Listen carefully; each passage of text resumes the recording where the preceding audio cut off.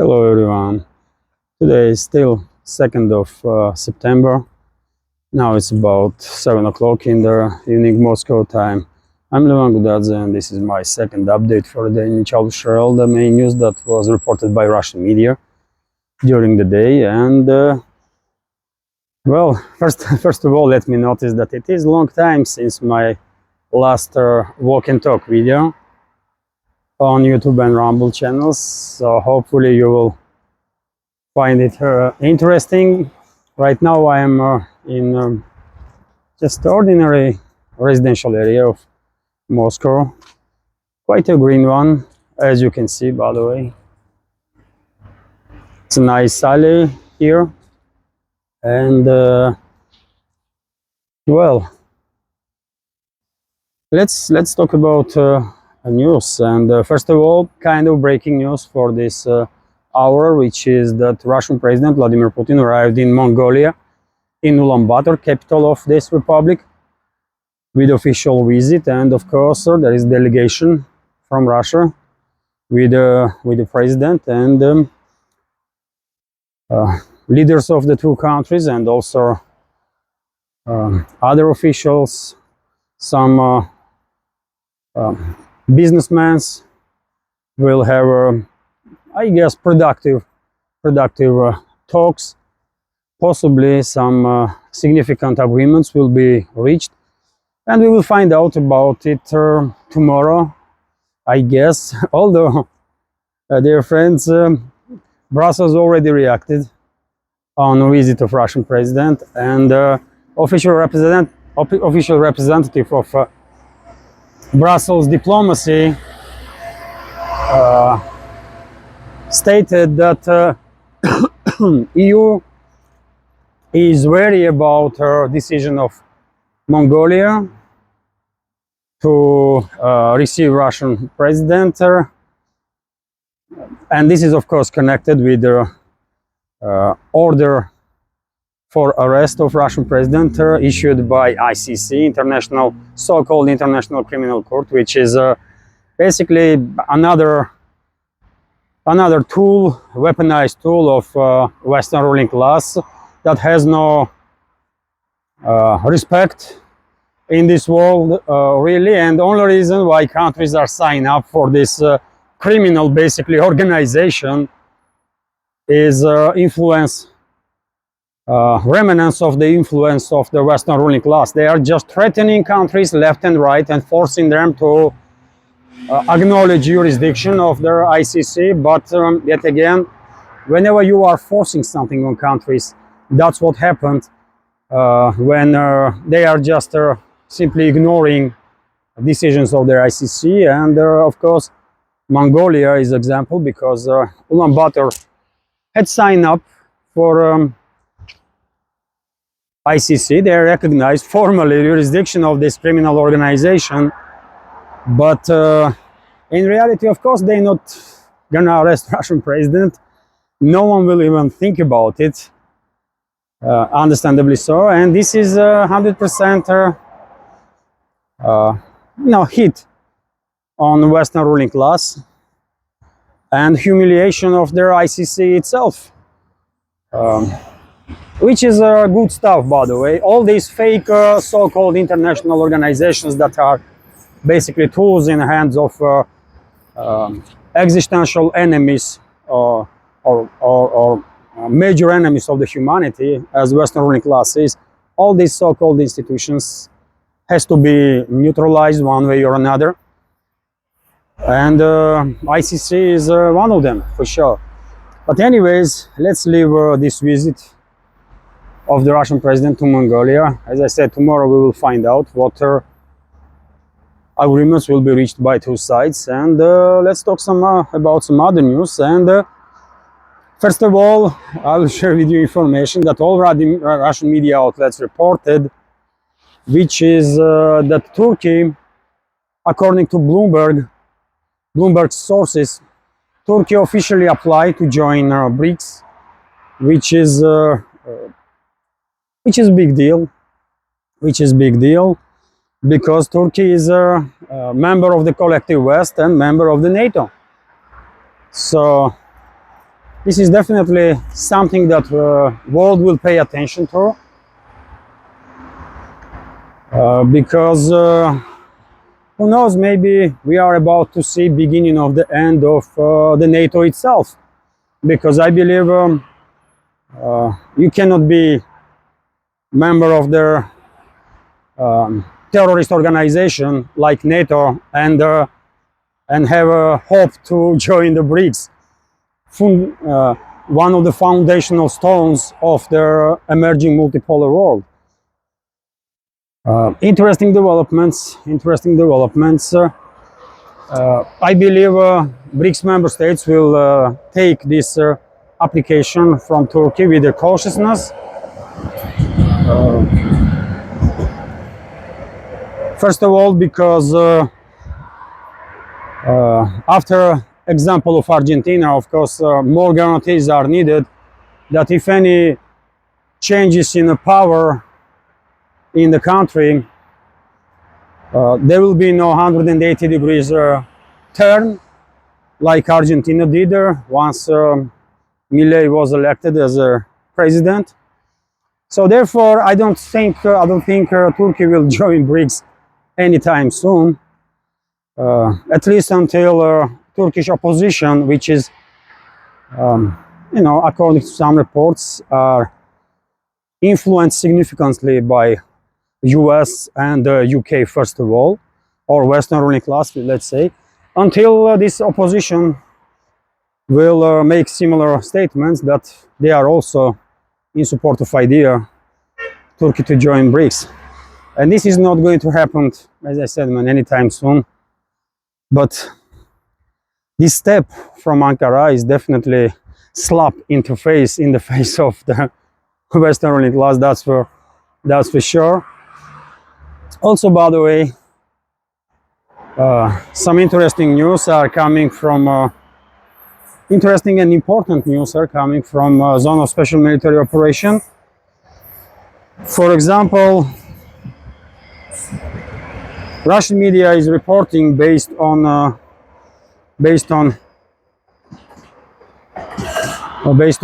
reports of Russian Defense Ministry that 3 more US-made HIMARS multi-launch rocket systems have been destroyed in the Sumy region by Russian troops, which is definitely a big deal, because HIMARS is a long-range weapon system, one that can fire missiles up to 150 kilometers or even more. And after all, HIMARS launchers are also used to launch ATACMS missiles.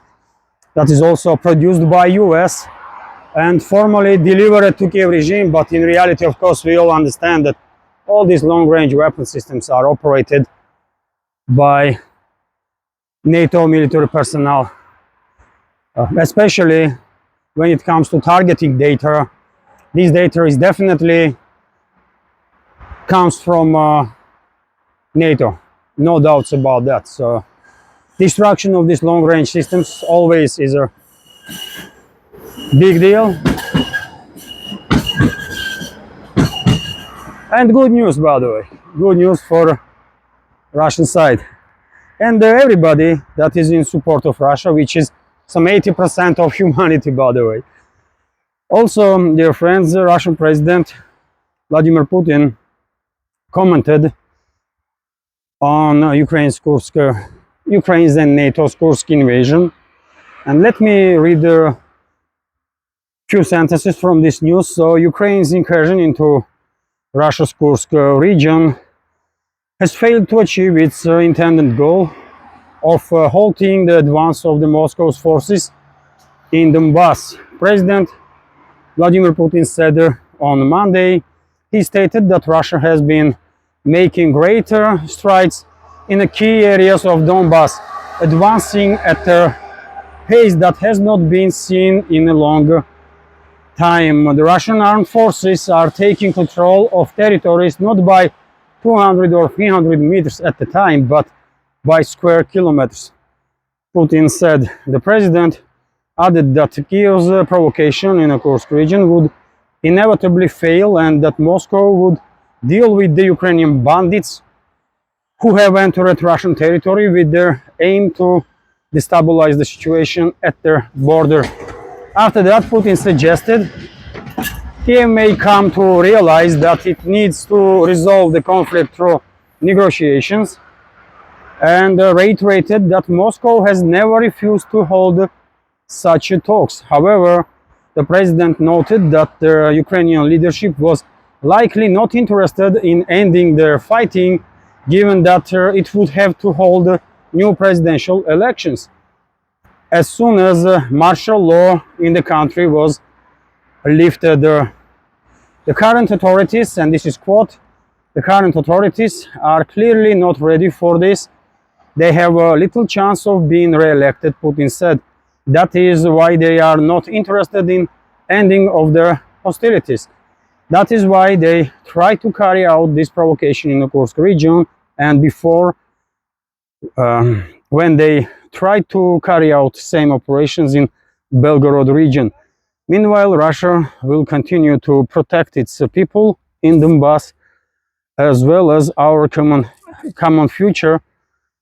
The future of the Russia, the president said, adding that Moscow cannot allow hostile structures to be created right next to us that hatch aggressive plans against our country and constantly try to destabilize the Russian Federation. So, interesting statements in my understanding from the Russian president, first of all, because he once again reiterated that Moscow is open for negotiations, for peace talks, which is well, interesting at least, because me personally, I did not think that Russia's recent offer to end the hostilities, or roadmap, I should say, was still open, but I guess it is. Or maybe I'm mistakenly interpreting Putin's statement, and if the negotiations will take place, then some correctives will be made during those negotiations. Me personally, I think eventually Kiev regime will just have no option but to capitulate, because I don't think Western ruling class will agree on any negotiations, and they are decision makers, really. So until they have any chance to further continue this proxy war against Russia, that's exactly what they're gonna do. But at some point, they will run out of means to continue this war, and that's when we will see capitulation of the Western ruling class and obviously their puppets in the Kiev regime. Also, by the way, interesting news that Romania, Parliament of Romania adopted the law to allow its militaries to transfer Patriot air defense system to Kiev regime. Most likely this air defense system will be destroyed in the very first day of arrival in the Kiev-controlled territory. But even more crazy news is coming from Poland, by the way, because the so-called foreign minister of Poland is advocating for NATO militaries to intercept Russian missiles and drones, which is a really, really dangerous idea. But well, let's go through this news.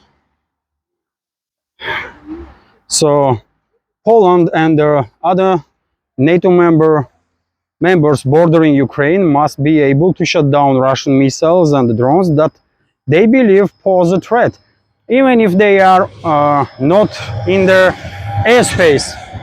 Foreign Minister of Poland, Radosław Sikorski, has stated, and this criminal, by the way, Sikorski is the one that basically thanked US openly in the very first hours of attack on Nord Stream pipelines. So this criminal openly applauded terrorist attack. on Russia and Germany. That's what we are dealing with, by the way, in regards to Polish so-called political leadership. Some crazy, literally crazy criminals and inadequate individuals. In an interview with the Financial Times on Monday, Sikorski argued that Poland has a constitutional duty to protect its territory, adding that this also applies to other members of the US-led military bloc, or I should say terrorist organization under the name of NATO, because that's what they are, terrorists and mass murderers, obviously. In recent months, Poland has frequently scrambled its air force as Russia continues to conduct long-range strikes against key regime's military and energy infrastructure, as well as its defense industrial complex. And by the way, what has happened after these statements of this crazy individual, Sikorski, which is a disgrace, obviously, and shame on Poland that they have such foreign minister, undoubtedly. But anyways, NATO reacted on this news, and deputy of the Secretary General, I believe, stated that before any NATO member state will endanger other members of this organization, they should do some consulting with the member states, because it's not okay to make a statements on such topics as getting engaged militarily in openly in this Ukrainian conflict. But yet again, by the way, obviously this sick individual, Sikorski, is not alone, and they should be, and they must be, a bunch of other criminals in the collective West that are supporting this idea to get NATO more involved in this conflict, including militarily. And they have to be stopped. They have to be stopped before it's not too late. Otherwise, they may find out what the nuclear physics is. You know, I mean, let's be clear here. If any NATO member state will provoke conflict between Russia and NATO, then Russia will simply have no option but to obliterate its enemies, literally obliterate its enemies, turn it to radioactive dust. And that's towards what this sick individual, Sikorski, is calling for. Yet again, man, shame on Polish people, by the way, that they have such a disgraceful individual as a foreign minister. I mean, I have no words, really. I mean, they took this bitch from a psychiatric clinic, or from where? I mean, from where these sick individuals are coming from, for God's sake, man? Unbelievable. Simply unbelievable, man. I mean, let them try. You know what? There is a say, it is better, horrible end is better than unending horror. This is maybe not exact translation of the say that we have, which is in Russian sounds like ужасный конец лучше, чем бесконечный ужас. So, you know what? I mean, enough is enough, really. Enough is enough, and I mean, I'm really sick and tired to hear these criminals, mass murderers, and terrorists in the leadership of collective West are making some threats against Russia and playing these games of tough with us. I mean, we should teach them a lesson, really. And whatever will happen, will happen. I mean, it is what it is, you know. And they are so damn lucky that not am I decision maker, because otherwise Western ruling class will be gone for a long time now, by the way. A long time. But anyways, let's continue with some other news. This update is already 20 minutes, I can see, so a few more news and I will end on that. The German Chancellor Olaf Scholz, or one should say Washington's puppet, Olaf Scholz, is alarmed by right-wing election success. And as I reported in the first update, Alternative for Germany party had some significant success in Saxony and Thuringia, or one of other region of the Germany. That was regional elections there. So it is interesting. It is interesting. That seems like people in Germany really fed up with these puppets of the Washington and London and want some true changes, and they are voting for alternative parties. Question is, will they deliver? Question is, will they deliver, or these parties also are creation of their CIA, let's say, and part of this forever game of divide and conquer? I guess we will find out. Also, by the way, Biden preparing final Gaza truce proposal according to Axios, and whenever I see information like this, that Washington is preparing another initiative, peace initiative, I mean, it always looks like something fake, because if Washington truly wants to end hostilities, all it takes is one call to Netanyahu and that's it. One call, just tell them to end this crime against humanity that Netanyahu and his criminal associates are conducting, and that's it. But we did not see any such calls, isn't it? So therefore, I don't know about you, but I have no trust to any news that comes from Washington in general, and in this particular case on the topic of ending hostility in the Middle East between Israel and Palestine. Also, by the way, EU nation vows to defy Western blackmail. In this particular case, we are talking about Hungary.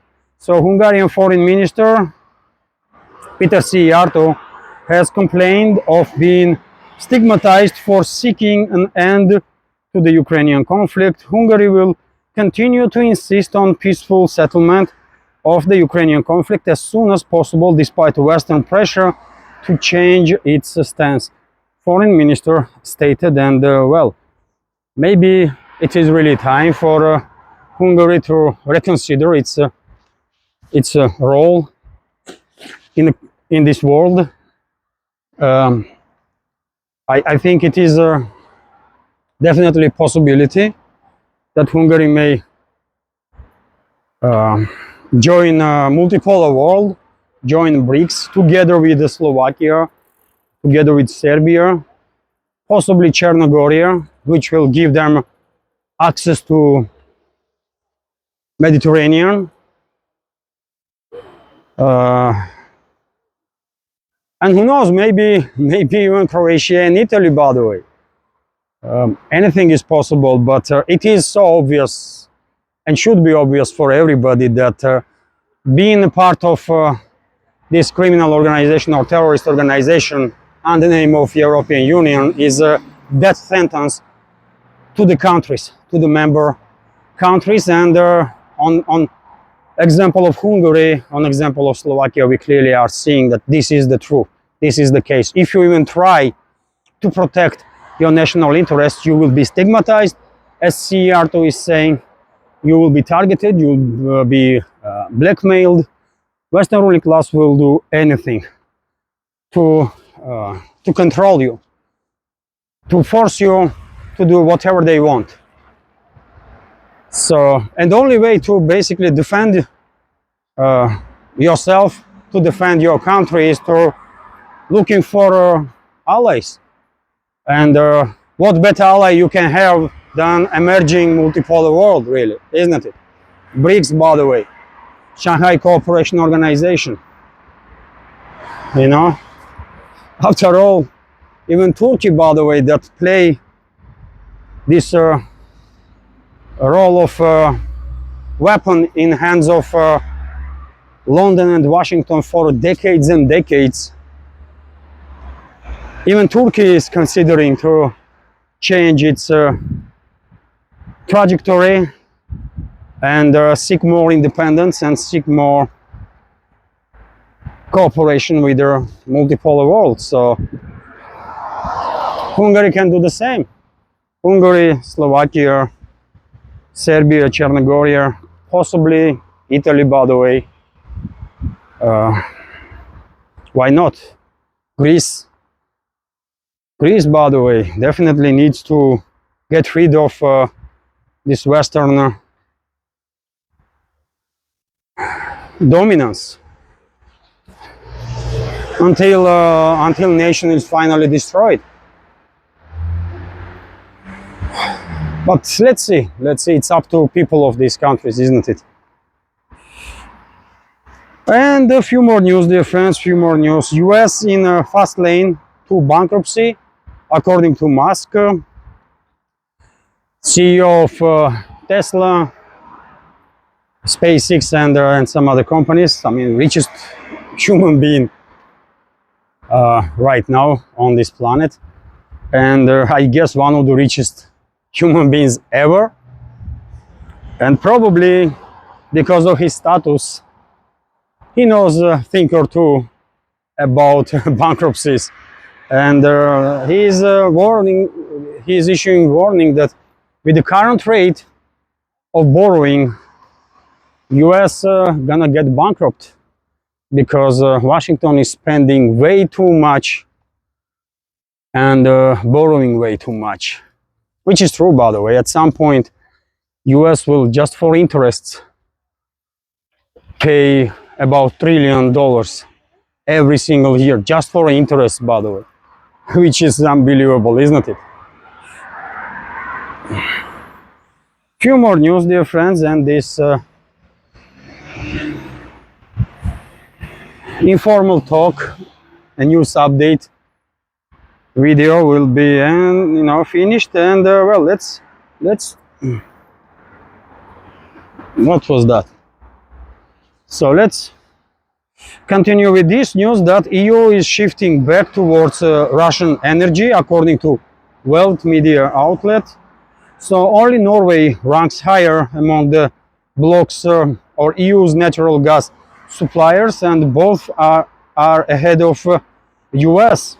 A top think tank estimates so Russia has overtaken the US to once again become their second largest supplier of natural gas to the EU.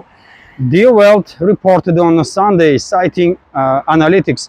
The German newspaper added that the symbolism of their development is huge. Brussels declared the elimination of its reliance on Russian energy as one of its key priorities after hostilities in Ukraine conflict broke out in February 2022. Expensive US liquefied natural gas filled up the large portion of the market in the exacerbate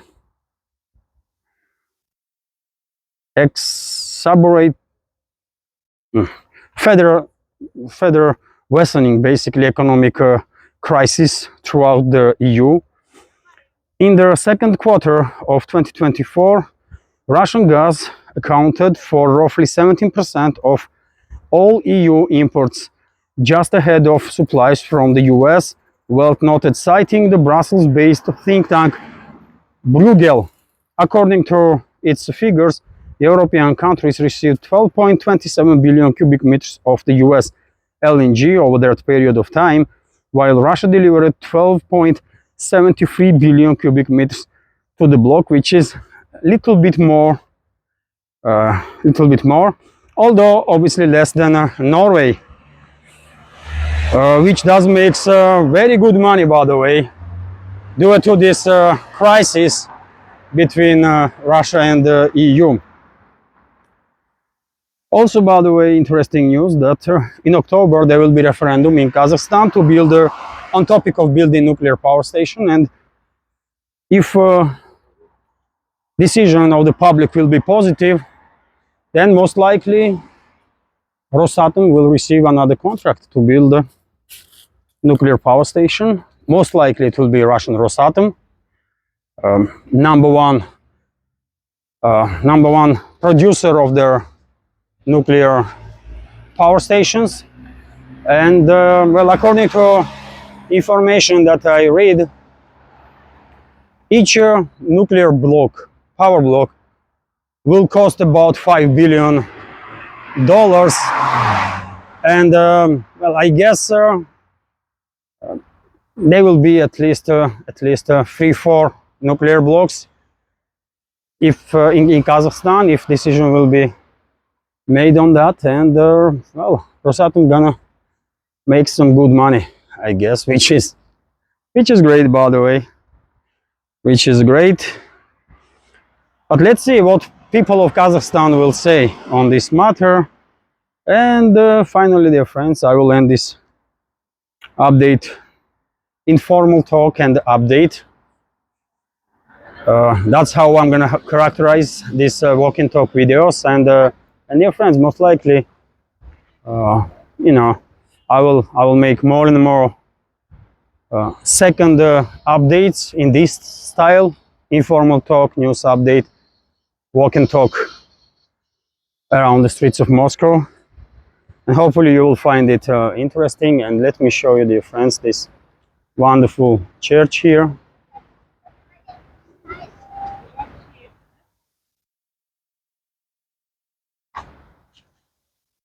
And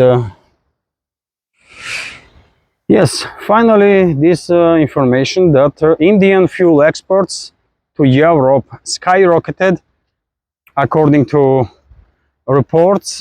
And let me give you some details on that. So in 2018-2019 financial year, European countries imported 9.7 million metric tons of petrochemicals from India. By 2023-2024 fiscal year, the figure has skyrocketed to 24.73 million tons, by the way, which is a huge increase, isn't it? It's a 3.5 times growth. And in financial terms, India in 2023-2024 financial years sold its oil products to Europe for 20.5 billion US dollars, which is maybe not an astronomical figure, but definitely significant. And India is basically one of the major suppliers now to EU when it comes to oil and oil products. And this oil comes from where? From Russia, obviously. And that's why many officials in Western world, especially extreme Russophobes, are so angry on New Delhi. But yet again, we hear so many times statements from India that Indian officials that they do whatever is in best interests of India, and they don't really care about opinions of some officials somewhere in loosely relative province of Eurasia, which is EU basically. So it is interesting. It is interesting for sure. And when it comes to being loosely relative region of the Eurasia, which is modern Europe, well, by the way, things may change if somehow societies in the Europe will manage to reclaim their own countries and put in position of power some decent human beings that will really work based on best interests of the nations, the European nations. Otherwise, relativeness of their EU gonna go down as time goes by. It's just an unstoppable process, it seems to me. So it is what it is. You tell me what is your take on that matter, where you see EU in 10, 20, 30 years, if nothing has changed and if local societies didn't manage to reclaim their own countries. I see EU, as I said, as a somewhat loosely relevant province of Eurasia, that's all. But anyways, this is it for now. Hopefully you will find this walk and talk video or informal talk news update video interesting. Background, by the way, may not be as impressive as the central parts of Moscow, but that's how these residential areas are look. Not just in Moscow, but all around the former Soviet Union. This type of high-rise apartments.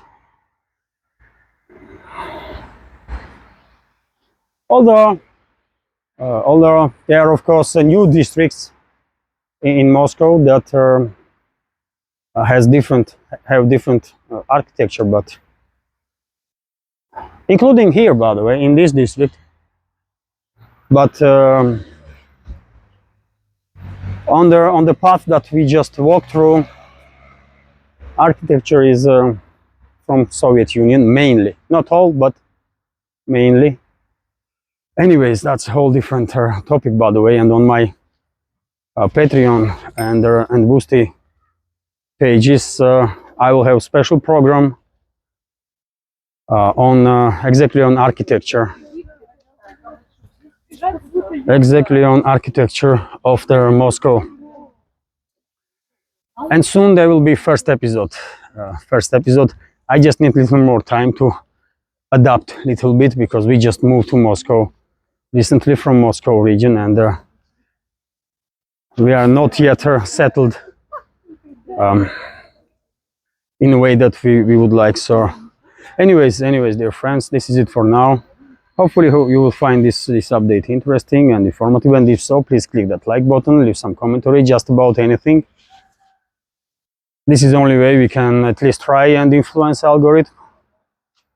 And for very same reason, if you can, please share information about my channel with your friends in real life or on internet, on any of the platforms that you are actively using. And finally, if you like my work, if you like my channels and want to support, you can do it by subscribing to my Patreon page or Boosty page, or by donating, or by donation through PayPal or Boosty. All the links under this video in the description box and in the pinned comment. This is it for now. Have a great day and take care.